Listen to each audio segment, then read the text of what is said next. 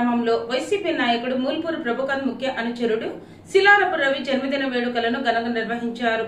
బాపులపాడు మండలం తిప్పనకుంట పిఎసిఎస్ అధ్యక్షుడు మూల్పూరు ప్రభుకాంత్ ముఖ్య అనుచరుడు శిలారపు రవి పుట్టినరోజు సందర్భంగా ప్రభుకాంత్ చేతుల మీదుగా కేక్ కట్ చేయించి పుట్టినరోజు శుభాకాంక్షలు తెలియజేశారు.